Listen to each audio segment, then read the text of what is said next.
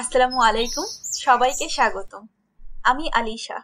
আজকের পর্বে আমরা জানব শবে কদরের তাৎপর্য, ইসলামের দৃষ্টিতে এর মর্যাদা এবং এমন কিছু হাদিস যা আপনার হৃদয়কে স্পর্শ করবে। রমজান মাসের শেষ দশকের বেজোড় সংখ্যার রাত্রিগুলোতে শবে কদর অনুসন্ধান করা মুস্তাহাব। মহানবী সাল্লাল্লাহু আলাইহি ওয়াসাল্লাম এর অনুসন্ধানে উক্ত রাত্রিগুলোতে বড় মেহনত করতেন। আর এই কথা পূর্বে বলা হয়েছে যে রমজানের শেষ দশক এসে উপস্থিত হলে আল্লাহর রাসূল সাল্লাল্লাহু আলাইহি ওয়াসাল্লাম ইবাদতের জন্য নিজের কোমর বেঁধে নিতেন, সারা রাত্রি জাগরণ করতেন এবং আপন পরিজনকেও জাগাতেন। এছাড়া শবে কদরের সন্ধানে ও আশায় তিনি ওই শেষ দশকের দিবারাত্রে ইতিকাফ করতেন। আসুন আমরা দেখি শবে কদর কি, তার কদর কতটুকু এবং তার আহকাম কি। কাদর মানে তকদির, সুতরাং লাইলাতুল কাদর বা শবে কদরের মানে তকদিরের রাত বা ভাগ্য রজনী। যেহেতু এই রাতে মহান আল্লাহ আগামী 1 বছরের জন্য সৃষ্টির রুজি, মৃত্যু ও ঘটনাঘটনের কথা লিপিবদ্ধ করে থাকেন, যেমন তিনি এই কথা কুরআনে বলেন, এই রজনীতে প্রত্যেক গুরুত্বপূর্ণ বিষয় স্থিরীকৃত হয়। এই রাতে আসমান থেকে জমিনে এত বেশি সংখ্যক ফেরেশতা অবতরণ করেন যে পৃথিবীতে তাদের জায়গা হয় না, বরং তাদের সমাবেশের জন্য পৃথিবী সংকীর্ণ হয়। তাই এই রাতকে শবে কদর বা সংকীর্ণতার রাত বলা হয়। শবে কদরের রয়েছে বিশাল মর্যাদা ও মাহাত্ম্য। মহান আল্লাহ তাআলা বলেন, নিশ্চয়ই আমি ওই কোরআনকে শবে কদরে অবতীর্ণ করেছি। তুমি কি জানো শবে কদর কি? শবে কদর হলো 1000 মাস অপেক্ষা শ্রেষ্ঠ। বলা হয় যে এই রাতের একটি তসবিহ অন্যান্য রাতের 30,000 তসবিহ অপেক্ষা উত্তম।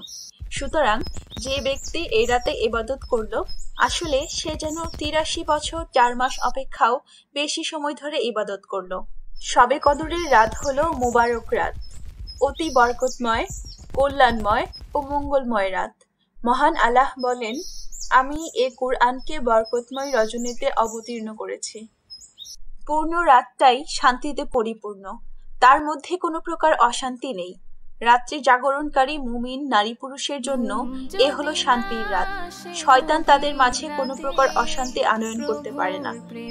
এই রাত্রি হলো কিয়াম ও গুনাহ খাতা মাফ করাবার রাত্রি।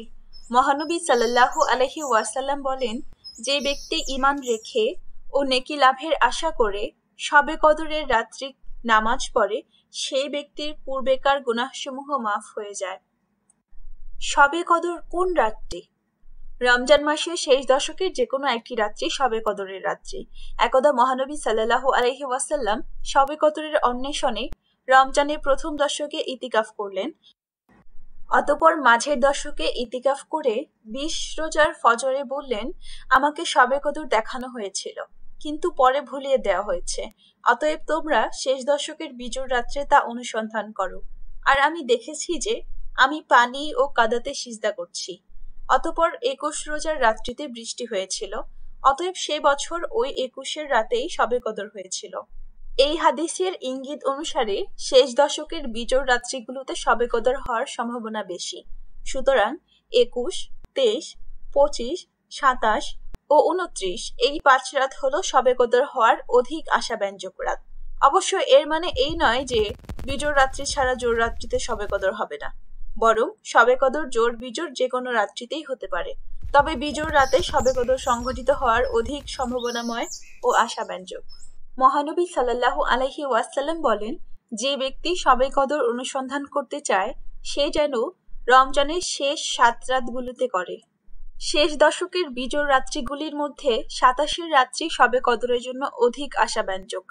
কেননা উবাই বিন কাব রাদিয়াল্লাহু আনহু ইনশাল্লাহ না বলেই কসম খেয়ে বলতেন, শবে কদরের রাত্রি হলো 27-এর রাত্রি। ওই রাত্রিতে কিয়াম করতে আল্লাহর রাসূল সাল্লাল্লাহু আলাইহি ওয়াসাল্লাম আমাদেরকে আদেশ করেছেন। শবে কদরের রাতের আকাশ অস্বাভাবিকভাবে উজ্জ্বল থাকে। অবশ্য এই আলামত শহর বা গ্রামের ভেতর বিদ্যুতের আলোর মাঝে থেকে লক্ষ্য করা সম্ভব নয়, কিন্তু যারা আলো থেকে দূরে মাঠে ময়দানে থাকে তারা সে ঔজ্জ্বল্য লক্ষ্য করতে পারে। অন্যান্য রাতের তুলনায় শবে কদরের রাতে মুমিন তার হৃদয়ে এক ধরনের প্রশস্ততা, স্বস্তি ও শান্তি অনুভব করেন। কিয়াম বা নামাজে অধিক নিষ্ঠতা অনুভব করেন। এই রাতে বাতাস নিস্তব্ধ থাকে, অর্থাৎ সেই রাতে ঝোড়ো বা জোরে হাওয়া চলে না। আবহাওয়া অনুকূল থাকে। মহানবী সাল্লাল্লাহু আলাইহি ওয়াসাল্লাম বলেন, শবে কদরের রাত উজ্জ্বল। অন্য এক বর্ণনায় তিনি বলেন, না শীতোষ্ণ, না ঠান্ডা না গরম। শবে কদরের রাতে উল্কা ছোটে না। এই রাতে বৃষ্টি হতে পারে। মহানবী সাল্লাল্লাহু আলাইহি ওয়াসাল্লাম বলেন, আমাকে শবে কদর দেখানো হয়েছিল, কিন্তু পরে ভুলিয়ে দেওয়া হয়েছে। পক্ষান্তরে যেসব আলামত রাতের পরে সকালে দেখা যায় তা হলো এই যে, সেই রাতের সকালে উদয়কালে সূর্য হবে সাদা, তার কোনো কিরণ থাকবে না, অথবা ক্ষীণ রক্তিম অবস্থায় উদিত হবে, ঠিক যেন পূর্ণিমার চাঁদের মতো, অর্থাৎ তার রশ্মি চারিদিকে বিকীর্ণ হবে না।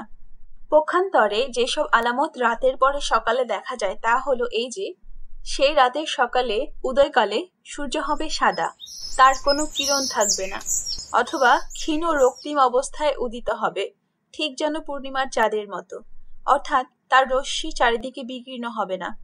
আর লোকমুখে যেসব কথা আলামতের কথা প্রচলিত, যেমন সে রাতে কুকুর ভেকায় না বা কম ভেকায়, গাছপালা মাটিতে নুয়ে পড়ে, আল্লাহকে সিজদা করে, সমুদ্রের লবণাক্ত পানি মিঠা হয়ে যায়, নেক লোকেরা ফিরিস্তার সামনে সালাম শুনতে পান, ইত্যাদি আলামত সমূহ কাল্পনিক। এগুলো শরীয় দলিল দ্বারা প্রমাণিত নয়। তাছাড়া এসব কথা নিশ্চিত রূপে অভিজ্ঞতা ও বাস্তব বিরোধী। শবে কদরের রাত শুধুই এবাদতের রাত নয়, এটি আত্মবিশ্লেষণের রাত। এই রাত একজন মানুষের জীবন পরিবর্তনের উপলক্ষ হতে পারে।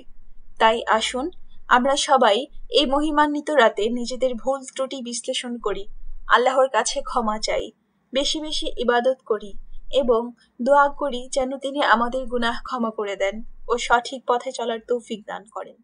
আমিন।